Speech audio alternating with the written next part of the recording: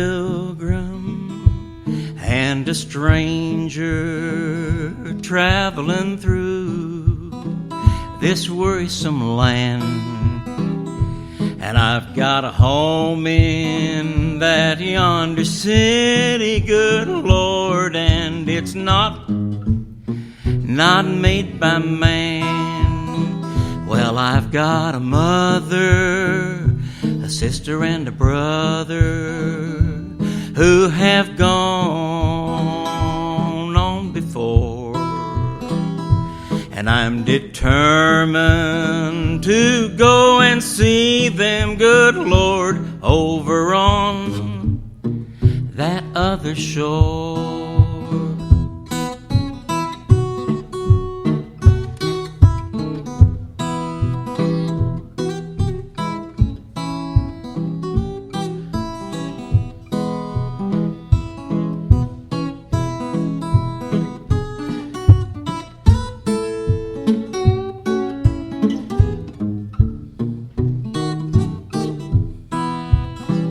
As I go down to the river of Jordan just to bathe my weary soul, if I could touch but the hem of his garment, good Lord, I believe that it would make me whole.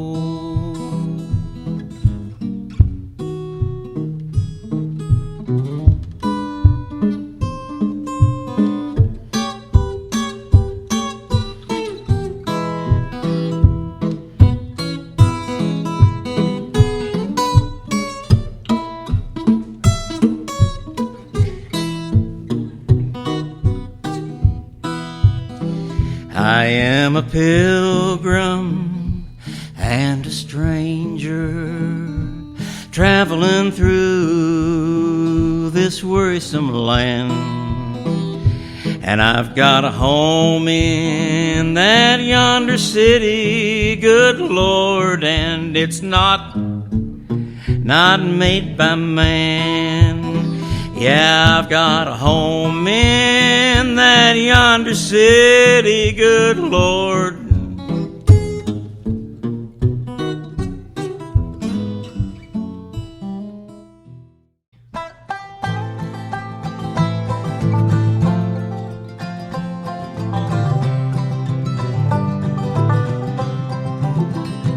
Run to the spring, fetch me some water. You be my legs, my young granddaughter. You know I don't get around the way I used to. Won't you do for me the things I cannot do? Pin up my hair, there's company coming. We'd better get some biscuits in the oven. You know I'll fry this meat when I'm through. You set the table and I'll sing a song for you. Chief Redbird fell in the muddy water, and that's the last they heard of him. I lived my life by the banks of the river, but I never did learn to swim. Well, the wild geese fly and the coal trains rattle, and the time keeps passing on by. Me and the Redbird River are gonna roll on till we die. These apples here are good for frying. We'll peel the rest and put 'em up for drying. You know I can't stand to see 'em lay and spoil. Our winter's gain will be our summer's toil. Chief Redbird.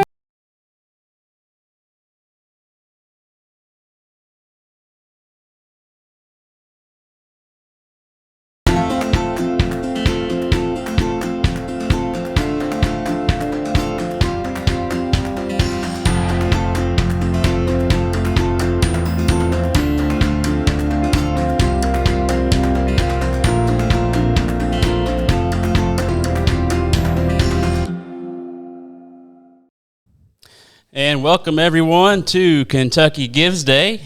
My name is Corey Terry. And I'm Jordan Collins. And we're excited to be coming to you live today here for Kentucky Gives Day. And we hope you enjoy your time with us here. We also have Mr. Josh Mullins with us here to talk a little bit about what Kentucky Gives Day is this morning and fill us in on what Kentucky Gives Day is, Josh. Well, thank you for having me, troublesome boys. Just scoot it up a little closer. Yeah. Am I just going into it? Is that the plan? Let's just go into it. What are we doing here today, Josh? Well, today is Kentucky Gives Day. It's the 9th annual Kentucky Gives Day, which is a statewide 24-hour online giving event hosted by the Kentucky Nonprofit Network. And it's all about just raising awareness and support for Kentucky nonprofits and the valuable work that they do to support communities, support families and children. And of course, we're going to highlight Hyman Settlement School today, but of course, we would encourage to not just to support Hyman, but any nonprofit in Kentucky that is near and dear to your heart and does work to support your family and your community. Yeah, and how many years have we been participating in this now? I would say 9. It might be 8. It's been every year since I've been here, so it's before my time, but I think we were an inaugural nonprofit. Are you the one that kind of got us on that boat? No, like I said, it predates me, before my time. Predates. I thought you said when you got here. No, Oopsies. before my time. But we've definitely tried to step it up and to continue growing every year. And then y'all, of course, taking it up a little beyond my technical abilities for what's happening here today with these live streams. But it sounds like a great schedule. Lots of people coming in, music, mini concerts, videos, stories. Yeah. All's great. Yeah, so we got lots in store for you today. So we'll be live today, obviously, this morning for the morning power hour from 10 to 11, and then again for the happy hour power hour. That's fun to say. 4 to 5. From 4 to 5, and then again for the night owl power hour. We'll be here late at night from 9 to 10. We got several guests lined up to come talk to us today. This morning, we're going to have Emily Whitaker come and talk to us.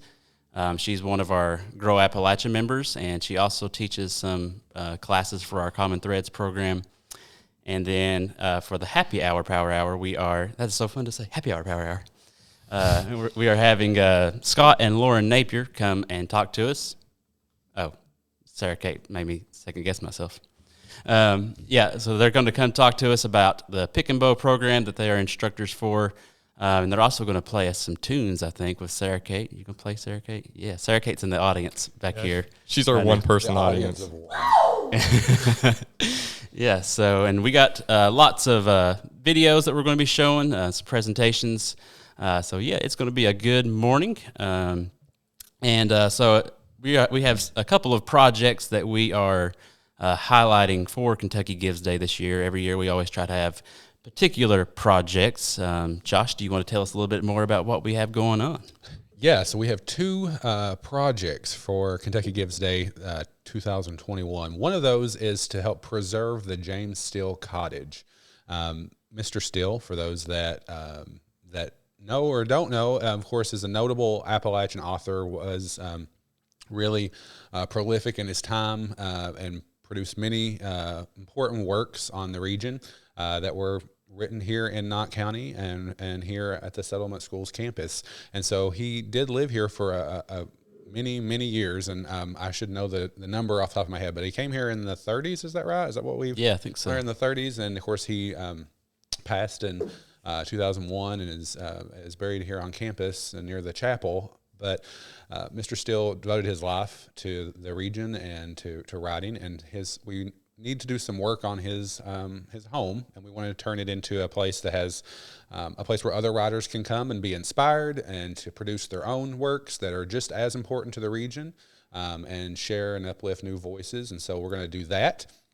And they're actually, if you were outside now, you could even hear the work happening on the Steele Cottage. So it is actively underway. I think they're painting today, and they were doing some... We all know painting is incredibly loud. Yeah, well, it is loud. Next on the list is whenever you hear people scream, that's whenever it is. 'Cause I saw some things yesterday of some of the folks painting. I feel like I'm cutting it out. Some of the folks painting were having, I think they had a little bit of a paint fight. I saw some Facebook posts that Nathan and Vivian and folks had a little bit of a incident. Sounds fun. So Yeah. that's how it gets loud. That's how it gets loud.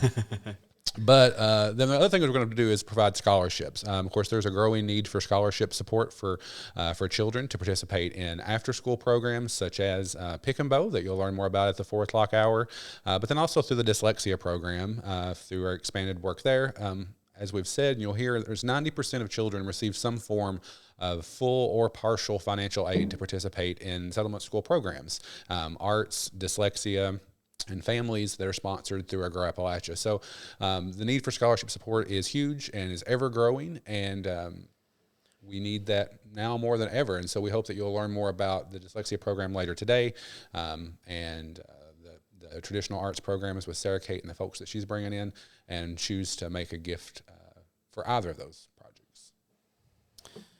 Awesome. And so the link that you can go to donate is hyman.org/Kentucky Gives. Is that right? Hyman.org/KY Gives. There's a longer link, but that's a short one that'll get you there.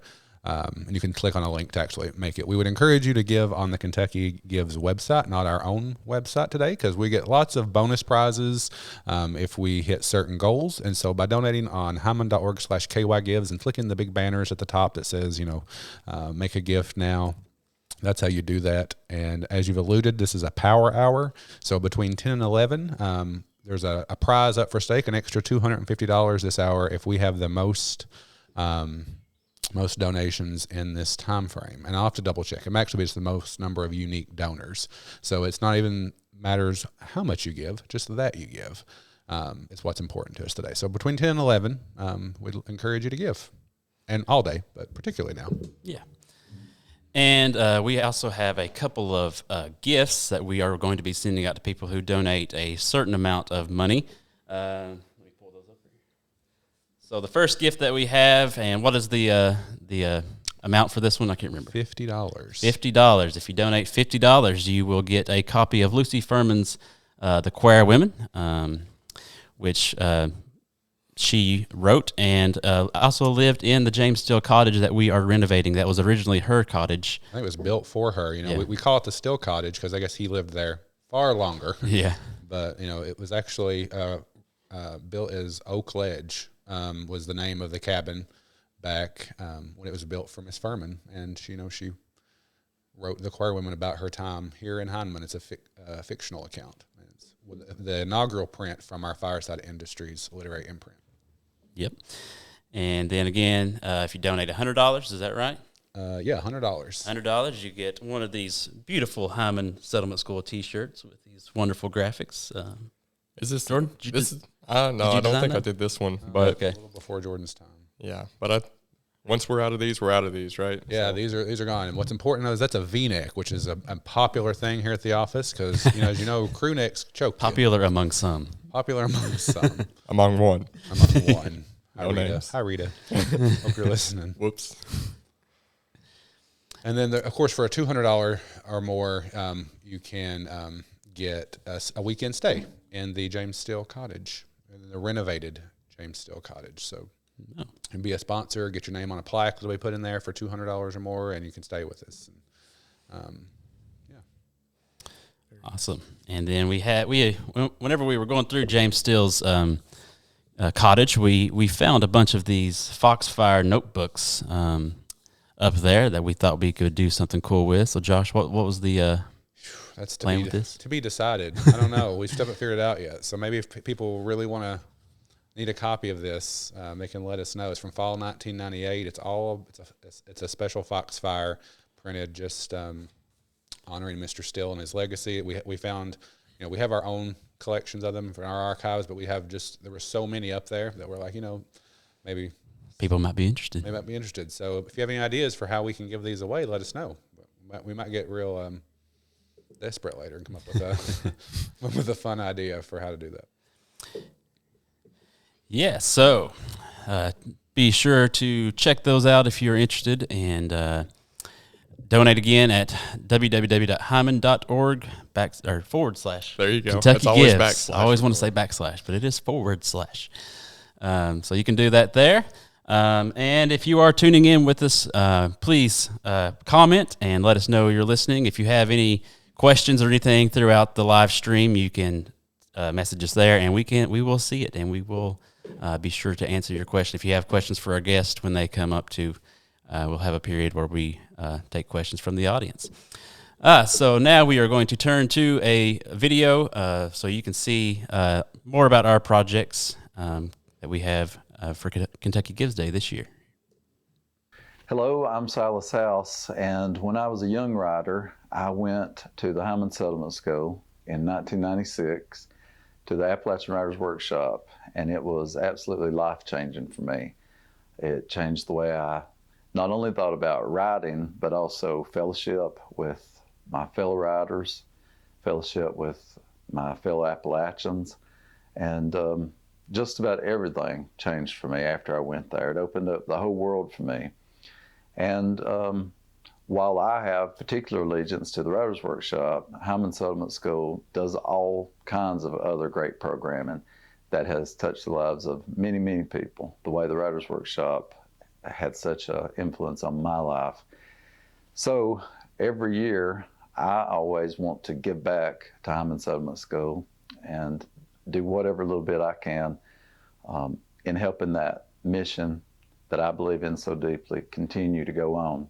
So if you can do that, I encourage you to give what you can on Kentucky Gives Day. Every little bit counts, every little bit matters, and I assure you it will be put to good use at Hyman Settlement School.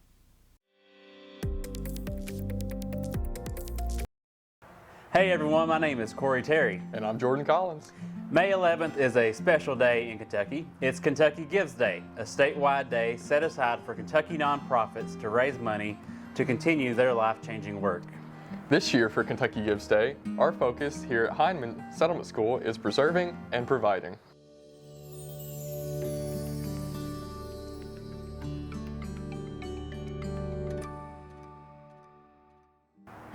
You may be familiar with notable author James Steele, who is also known as the Dean of Appalachian Literature.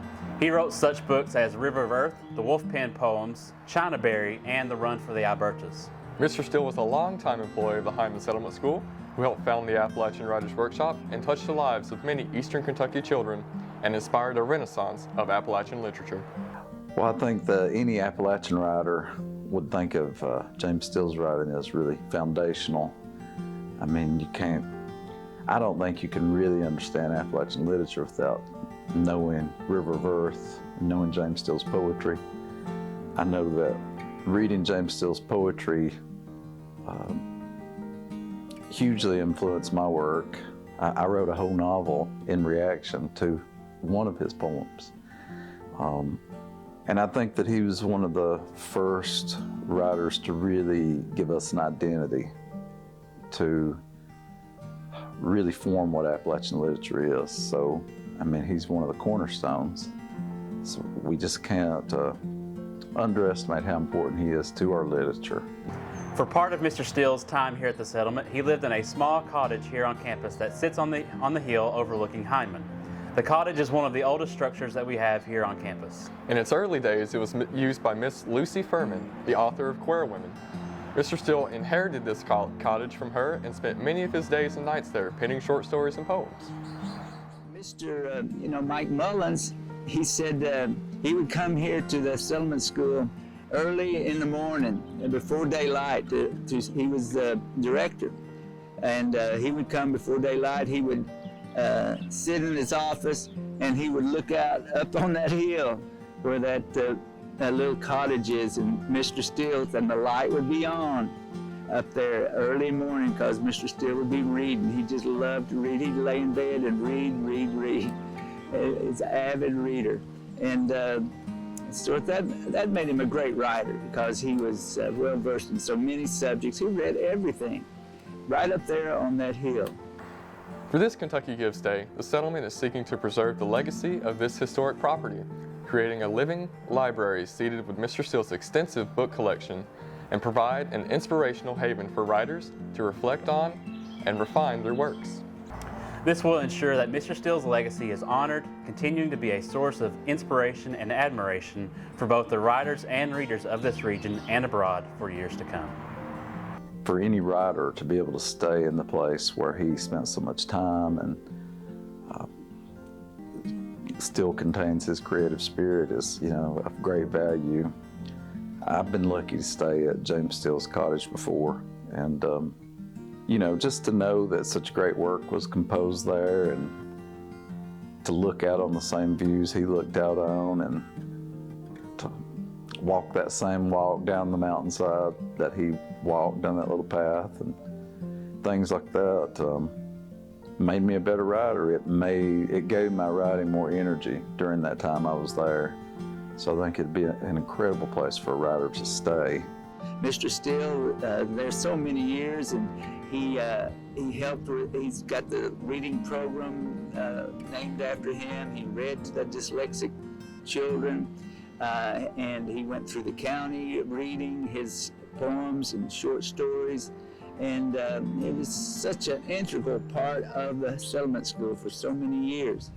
So we're trying to keep that spirit alive in that little cottage on the hill where Lucy Furman and James Steele lived, right here at the Hyman Settlement School.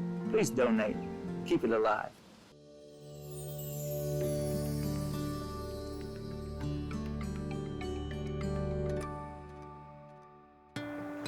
Since 1902, Hyman Settlement School has been at the forefront of meeting the changing needs of Central Appalachia. In 2020, the Settlement School expanded our educational offerings with the Reading Corps program, providing much-needed services to children struggling to read in Knott, Perry, and Leslie counties. Additionally, we are continuing to provide new and exciting opportunities for students to explore the traditional arts of the region through our Pick and Bowl program and the Common Threads program. More than 90% of children receive financial assistance to participate in our Dyslexia Summer program, after-school music and arts, and weekly tutoring. As the size of our program grows, as does the need for scholarship support for children with dyslexia or dyslexic characteristics. Gifts of any size will immediately be put to work providing new opportunities to learn an instrument, explore their creativity through fiber and visual arts, and educational support for children at risk of reading failure. Please join us this Kentucky Gives Day by making a donation to the Hyman Settlement School so we can continue to change lives and celebrate the culture of Appalachia. Thank you for your continued support and care for not only the school, but the people we serve.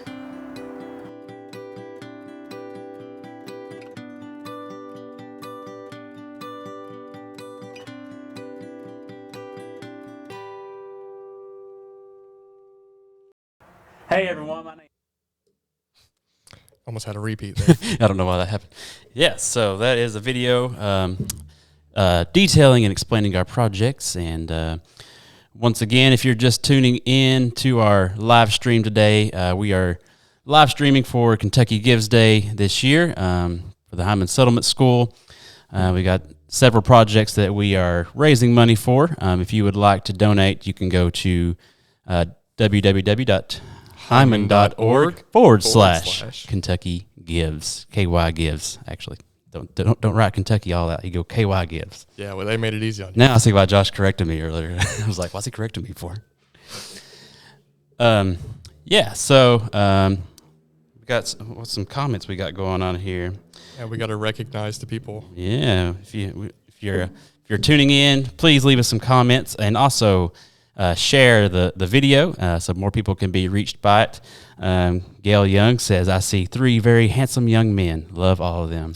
Thank you, Gail. Thank you, Gail. We love you too. Deidre Sloan Mullins is listening from Lexington. That's Josh's mom. That's Josh's mama. Mama Mullins. On the line. Becky Elam tuning in from Florida. Hope it's nice and beautiful and warm down there. And I can't see who else is tuning in, but that's who's commented thus far. So our next thing on the list this morning is a video produced by our very own Sarah Kate Morgan, the traditional arts director here at the Settlement School. And she has put together a video of a show of her Cranky. And So you're going to see her cranking through this story that she found in the archives called How the Pattern Grew, and it was performed here at the Settlement School back in 1952, I think. So yeah, you'll see more about that here in the video, but it's really interesting. So here it goes.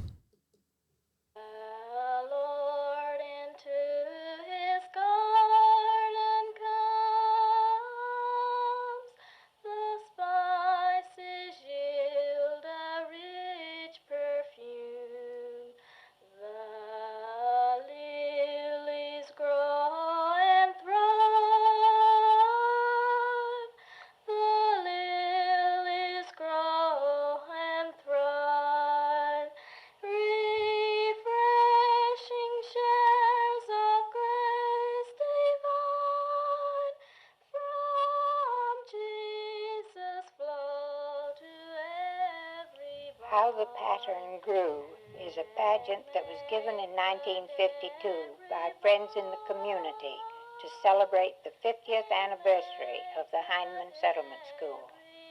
It was written by Una Ritchie Jakob. We want to hear and see everything. Tell us about the olden days first, and all about the cloth houses, everything, right up to now. Well, the olden days, as you say, and actual years was not so long ago. How be ye? Howdy, Shade. Come in and pull you up a chair. You been up to the Forks? Yeah, I've been up the right hand a piece. Heard there was some trouble up there at the Cornhorn. Hard work and slim living ain't enough to fill a body up. My grandpap always claimed that folks ought to have left when the game was gone and looked for places in the level land. It'd be mighty queer to live where there's no mountains. No place else would be home to me. Its ridges leaning back agin the sky. Everywhere a man looked, a green hill a-making a boundary to what the naked eye could see. So close and friendly round the body that they get into the inner vision of his heart, so that sometimes he sees them and again he don't, but feels them round him there just the same, like a well-known garment worn with use. Makes me feel just the way I always do when I'm a-weaving, like I ought to catch all the pretty fine things that ever was and weave 'em right down in the web. Howdy, folks. Howdy, Gabe. Nothing new up left-hand fork? Heard tell there's a queer woman in these parts. Calls herself Miss Pettit.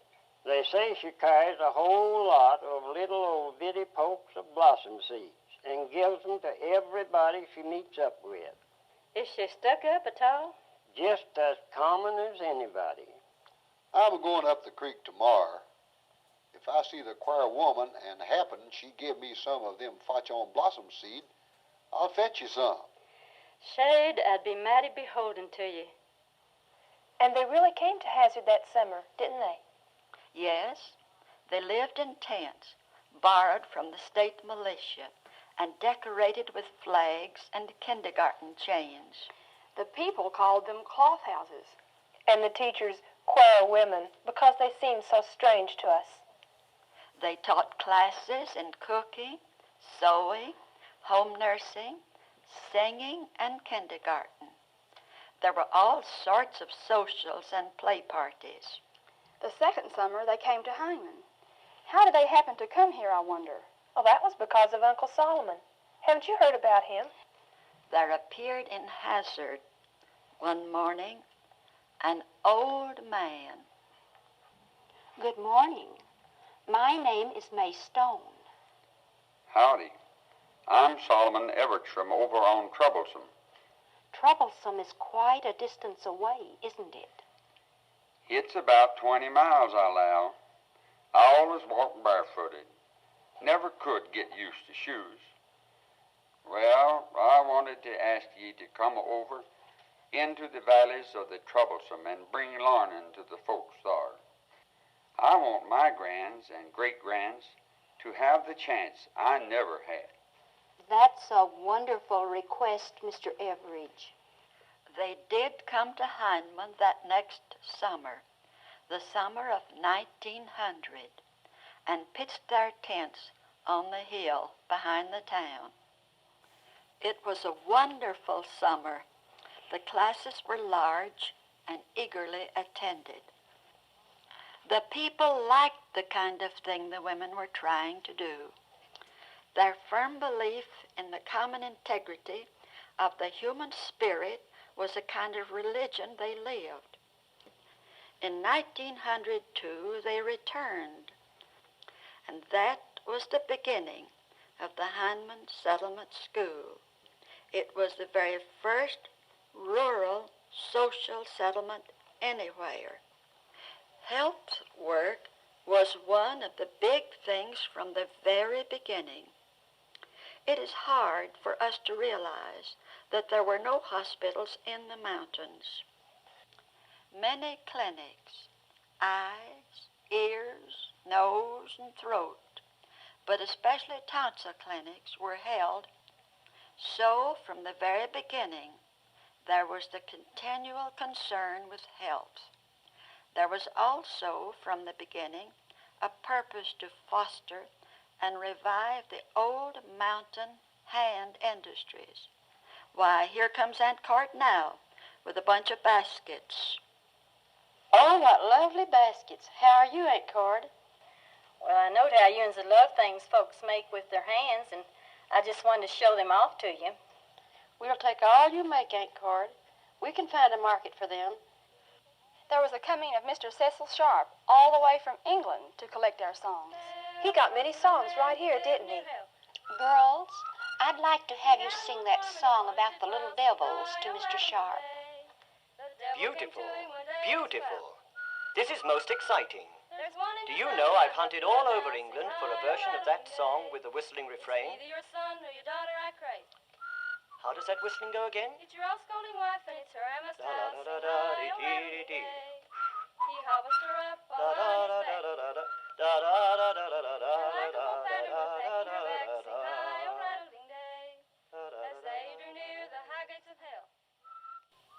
The later years of the school have been less dramatic, just as steady working on, turning over to the county the things they are ready to take over, and the settlement continuing with special things that will enrich the whole program. And so, from where the pattern grew, the threads lead out into an ever-widening web, with tints from all our dreams and worth of what we were and are to shape the times to come. If we have sounded the nostalgic note to call up what was good and satisfying in our youth, it is not that we believe old times were best and the now does not have merit. And knowing this, believe man's best is ever greater than his worst can be. Yes, all the tools of knowledge we possess, and this bright thread that runs throughout and gives such spirit to the whole. It is, I think, the gift of selfless service patterned by your founders and others in their time. Pass on, weavers of the future.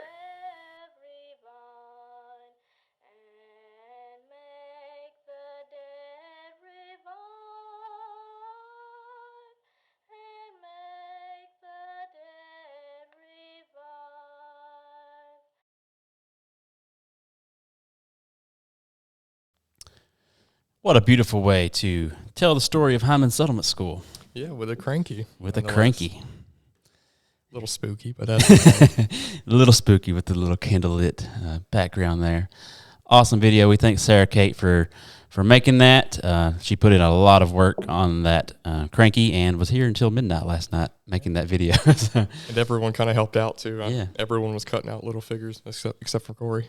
But I never did catch when this happened, so I only cut out 2 guys. But trying to flex on me, you barely did anything. You know it. Yeah. Awesome. So we hope you enjoyed that, and thank you again for tuning in this morning to I guess you could call this the Hymancast Live. The big one. The big one. The big boy. Hymancast. Yeah. The Troublesome Boys coming at you live, conquering fears and charting new paths. I have no fear. No, I'm afraid of many things. But yeah. Without further ado, we got Emily Whitaker here. Yeah, so she's our wonderful guest, and we're good for our hard transitions. So we're gonna ask her a couple questions today. Yeah, Emily Whitaker. She is one of our longtime, I think, Grow Appalachia members, and has also taught some classes through our Common Threads program here at the Settlement School. So we wanted to get her on here today to get the inside scoop of what it's like to be a member of our Grow Appalachia program and kind of talk more about that and highlight our programming. So, Emily, thanks for coming on. It helps to unmute you. Oh, wrong mic. Thanks for having me. Anyway. Yeah, so this is our first time live streaming. We'll probably make 1,000 mistakes, as we already have. Yeah, we're doing great. It's okay. Okay. Yeah, so Emily, tell us how, I guess you initially got started with the Grow Appalachia program. Well, I will. I came down to Kentucky from West Virginia, where I lived for 3 years, and before that I was in the city in D.C. for 30. And I've always felt like my family farm was something that was in my blood. I went to classes. I knew I would be here one day. And so I came. I applied for the farmer's market manager job. And in the meantime, I was trying to grow a garden, which was a complete failure. I've learned a lot about soil, but I had not realized what Appalachian soil would be like. And I'm on the top of a mountain on our family farm. My grandfather farmed down by the river, which is not there anymore because of strip mining. In any case, I became the owner of this property, and I was a farmer's market manager, and I learned a lot from the farmers, but part of my job was recruiting farmers. So I will admit, I came to Grow Appalachia to recruit farmers. Well, I recruited myself, and I really love it, and I'm learning a lot about how to reclaim that land. So that and all the help from Grow Appalachia, I wouldn't be anywhere without it. I have continued to come, probably past where everybody else comes. They learn and go on, but I'm really not successful yet. So I'm sticking with Grow Appalachia. The meetings are fabulous. Some of them are so fun. It gives you an added incentive to keep growing. We did a cornbread thing that was just great. And just to throw this in, I have so many connections to Heinemann. It's crazy. But this school has helped my family way back. My aunt was a house mother here. My mom taught here. My connection to Heinemann is strong. And knowing about the dyslexia program is even better. We definitely do a lot of good work with our dyslexia program. So you mentioned that you farm. What do you farm? What do you grow? What do you produce? Well, one year I did bedding plants with another farmer, and that was really fun. But I had my whole I have an outbuilding that's heated and has lights. Did bedding plants. That was huge, and I haven't done that again. It was just huge. And what exactly do you mean by bedding plants? Oh, I started plants from seed. Okay. Like tomatoes, peppers, some herbs, and I had my whole floor covered. I had the hoses set up and everything, and I was selling them at the farmer's market. I sold them for almost nothing because, as farmer's market manager, I wanted things to sell early in the season. And people around here really like to go get their plants at, I think it's called Bonnie or there's some brand. Yeah, Bonnie plants. Yeah, they like to buy those. But, I did sell a lot at the farmer's market. I gave most of them to schools and people starting out. And it was fun. And it was part of my process in learning everything I could from the ground up. Start with the seeds. And then, of course, that summer I was putting them in the ground. And that's where I failed miserably. My ground is sand, mostly. There was no... It's on a strip mine, right? Okay. Right, right. So then I read about hugelkultur. Hugelkultur is where it's European, and it's where... I'll show you how really crazy I am. I've toured gardens like in Europe and in Cuba and other places. I've done some farm sitting. So I've seen how these people where I visited do things. And this hugelkultur I just read about, it's where you only enrich where you're going to grow. You dig a trench 2-3 feet deep, which luckily my neighbor has the little thing that does that, big machine, you know. Ditch witch. Yeah, it goes wider than that, though. Oh. It goes about 3 feet wide, and I put logs down there, lots of logs on my property, just throw them in there. And then I got chips from a local sawmill, and then I put dirt on top, or compost, or whatever comes from, creek beds. I don't get many creek beds because now I have Japanese knotweed. Thank you very much. I think I've almost got that out. Anyway, I have these trenches that are just 96 feet long, and they're filled with stuff that will become soil. So in a few years, hopefully I can grow carrots. Right now, I'm growing greens, squash, pumpkins. I have about 20 blueberry bushes, and my next struggle is water, because this is not near my house. And as you know, all the water sources are interrupted when coal is interrupted. Water comes down through the ground, hits the coal, and then goes to a stream or a spring somewhere. Well, I don't have that. So I have to pump my water in. So I have high tunnels now, thanks to the natural resources folks in Kentucky. So I get water from the gutters. I have water now, which is pretty exciting. And last year, I actually had a yield. I had potatoes, lots of herbs, cilantro and basil, and tomatoes, and 1 million pumpkins. Because part of filling in the hugelkultur trenches, I asked people in town to give me their pumpkins after Halloween. Oh, I bet that makes good compost then, right? It did make great compost, but it also grew a ton of pumpkins. You get volunteer pumpkins coming up. They were all over the field. It was fabulous. The mice probably took those seeds everywhere. So I did really well in pumpkins. Yeah. The only thing Grow Appalachia requires is that you come to meetings and you report your yield. And I did have a yield. And, it may be a little perverse, but I really enjoyed submitting my little tiny yield. I felt like somebody was listening and somebody wanted to know, because really the Grow Appalachia program is just fabulous. I learned so much. That's what it's all about, is helping people grow as much food as they possibly can. So, yeah. Did you make? You said you grew herbs and potatoes. Any chance you made those in the? What'd you make them? What'd you make out of them?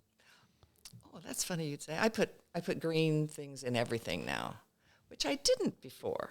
When you're in D.C. and you go to the store to get greens, they're like, $5 for a little batch of parsley. Yeah. So I grew as much as I could in my own yard. But I was mostly doing native plants in my own yard. I didn't really, it's shady. I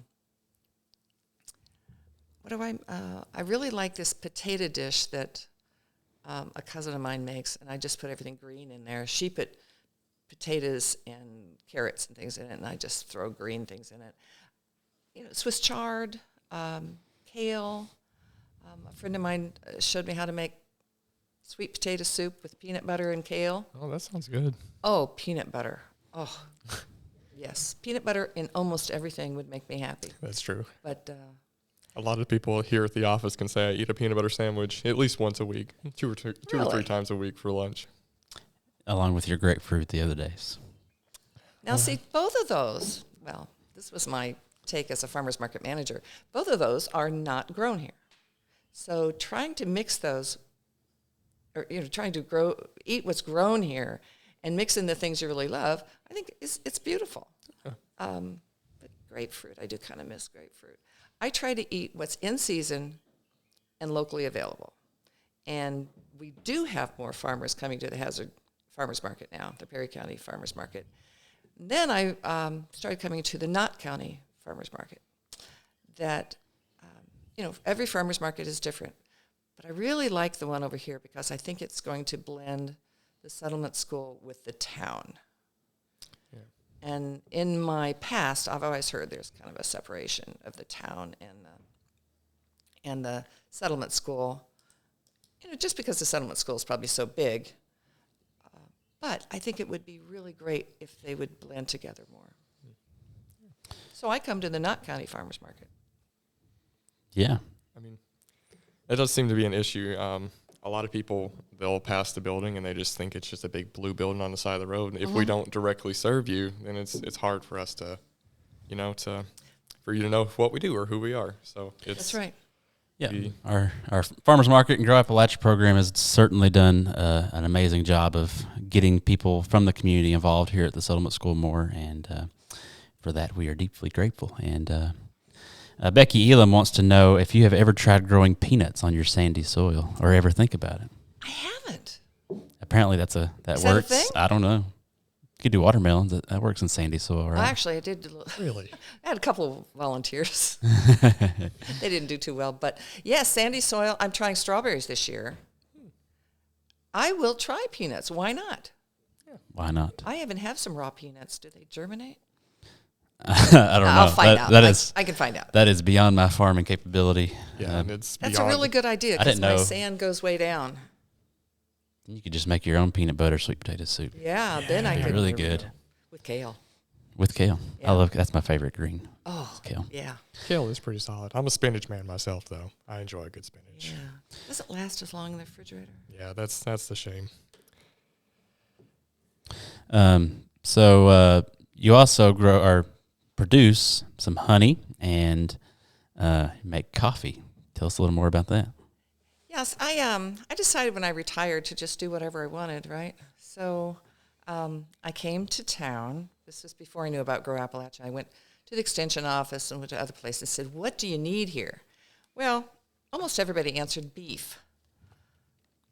Beef on a strip mine is lovely, but you take a look at me, I can't really push a cow around.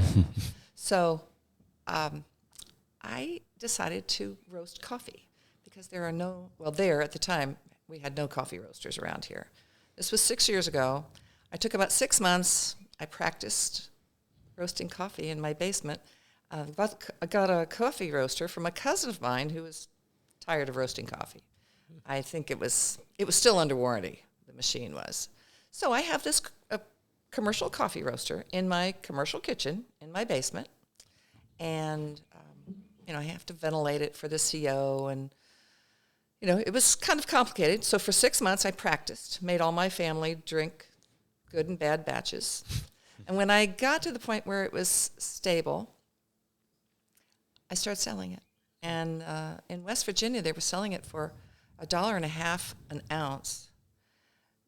But I didn't think it could sustain that. So I'm $1 an ounce.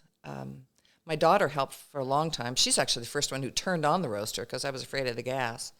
But she helps a lot. She actually takes it to Big Stone Gap and sells it over there. And I have some clients in between here in Big Stone Gap. And now we have our first coffee shop, the Hazard Coffee Company. Oh, yeah. And they're serving it. They're brewing it. That's the only thing they brewed. Yeah.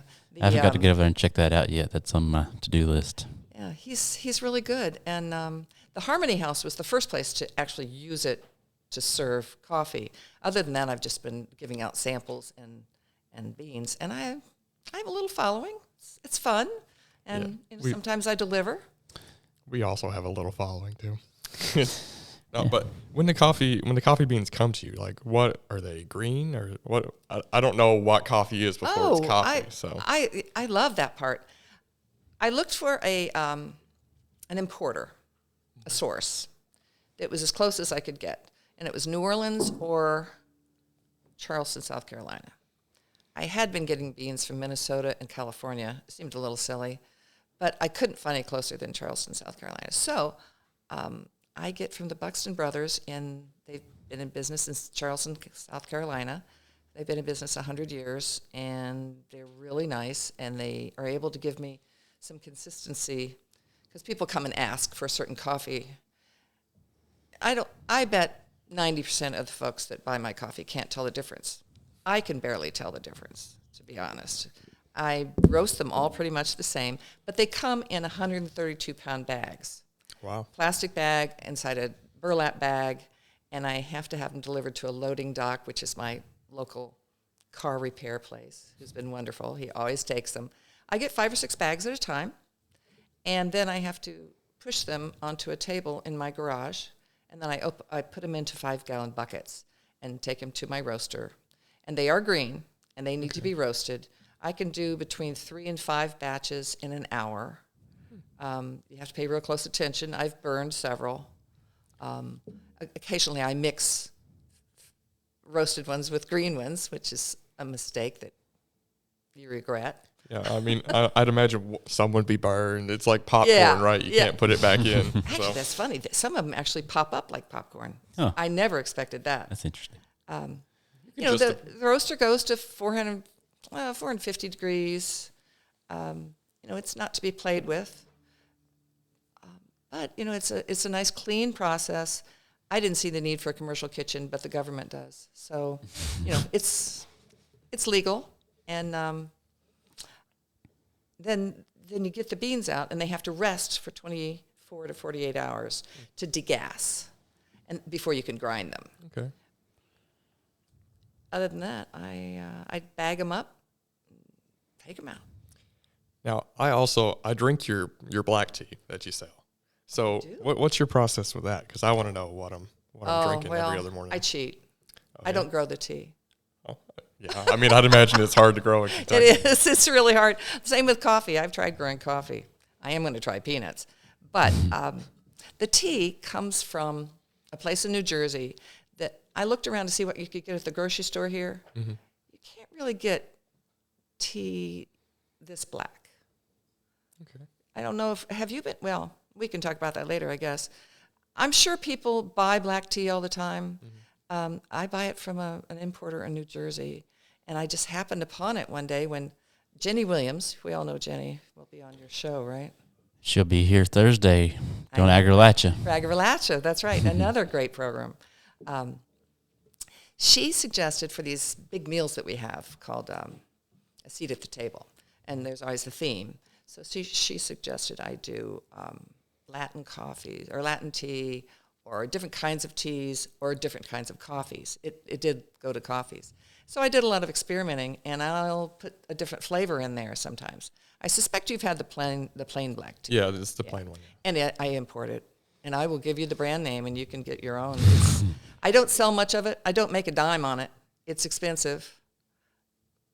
But it is pretty good. Yeah, it's pretty solid. Yeah. I'm a tea connoisseur. I'd like to consider myself. I like herbal teas. I like green teas. I go for all of it. So I like to do a little bit of everything. So how would you like to? I did some mixes last year that are pretty yummy. Peppermint in there, and it's all real plants. There's no syrups. There's no. If you're about to ask me if I want to try tea. I mean, absolutely. Yes, huh? All right. Yes. All right. I have some peppermint tea already made up. I'll bring you some. And then the Latin one that Jenny suggested was for another seat at the table. And then there's the cardamom. Oh, my gosh. I bet that's real good. Oh, that's really good. Because that goes in a chai tea, right? Yes, and then yes. And I make them all with coffee also. I like dandelion tea because it tastes like coffee to me. Really? Use the root? I mean, I just leaves? buy it. I don't know what they do. I think it's the root, yeah. Well, I like dandelion wine. I guess I could get the leaves at the same time. Yeah, I think it's the root because, I hope it's the root because I picked it and it's drying. So, I hope it's the root. I tried chicory. It is, I broke a grinder trying to. Oh, the root? Yeah, I dried the root and it's like wood. I don't know how they do that. So I decided just to order some. Yeah, that's probably, yeah. It's probably like a big industrial grinder or something that they're using back then. Right. Mine is, it's a big grinder, but it would just tear it up. It's also a burr grinder. It takes a steel grinder.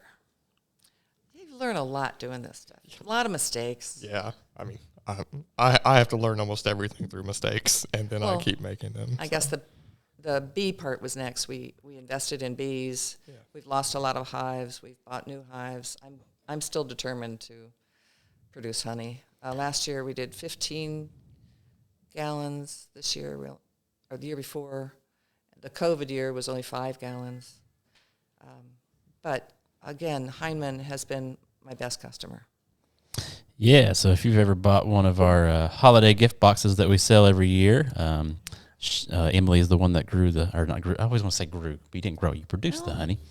I guess you could kind of say grew that. The flowers.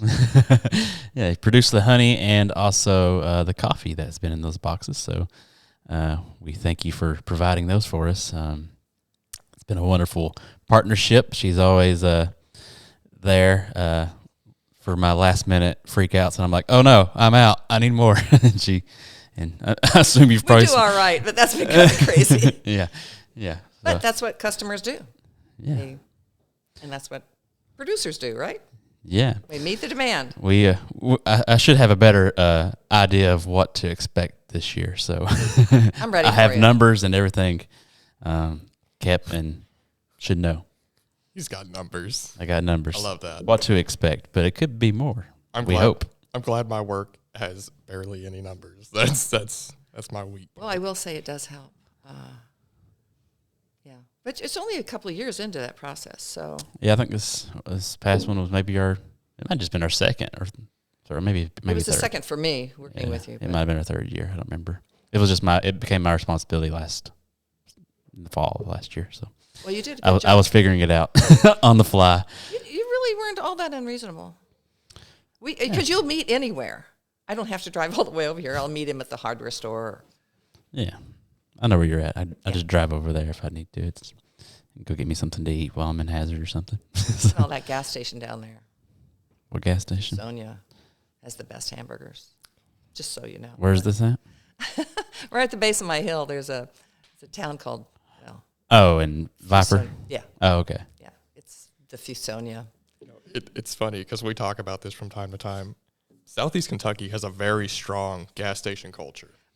You walk into a gas station, you can have anything done. Like have anything that you want, like D's in town here. Best chicken strips. Yes. Find a better place in town for chicken. It's not D's anymore.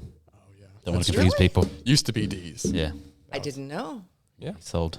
I mean, that's my perception anyway. I'm wanting to write a book about it. The chicken's still delicious though. Yeah, delicious, solid, whatever it's called, delicious chicken. Yeah, we love our gas stations here in Eastern Kentucky. We also get chicken from Heinemann. Sorry, another plug. Another plug or another passion from Emily. I want to know where my chickens come from. You're the only place I get chicken. They came from Punching. What? So they came from Punching Branch. We need to get the. No, they probably wouldn't buy our chicken, but it'd be cool if they did though. If we were like eating. Quick mark. Josh could probably come up with another logo or something.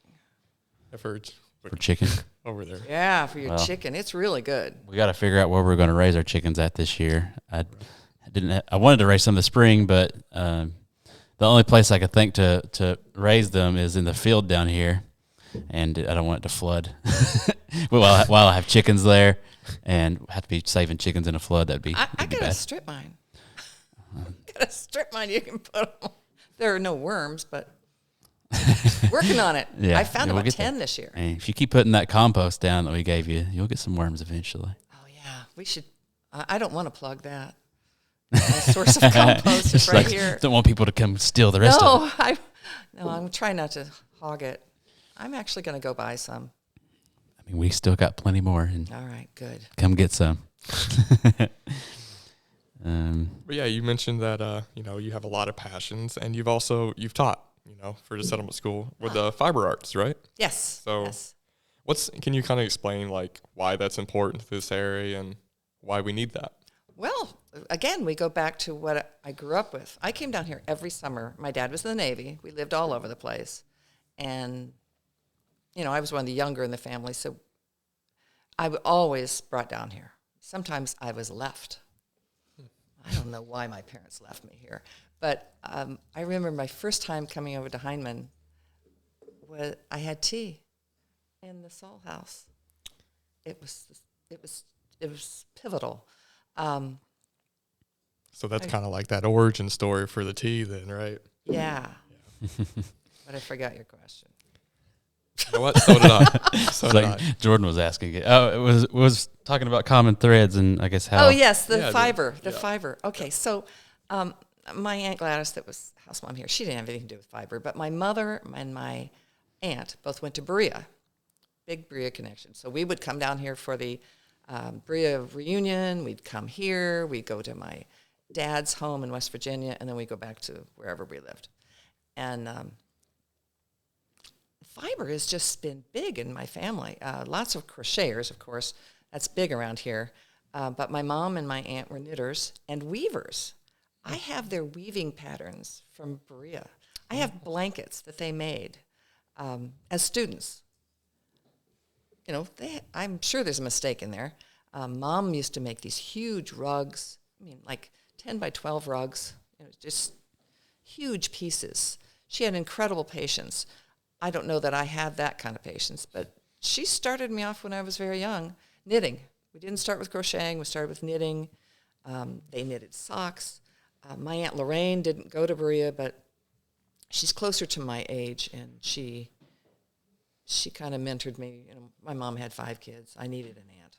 So, yes, I love fiber.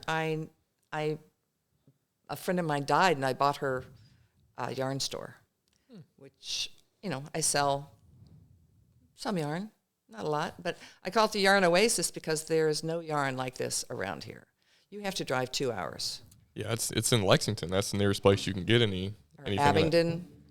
And, I've been to all of them. Yeah. But really, you cannot get this quality yarn around here. I've asked your suppliers and everything else, so I guess where do you get your yarn? I got it from this woman that died, left a huge yarn inventory. Okay. And her sons just sold it to me.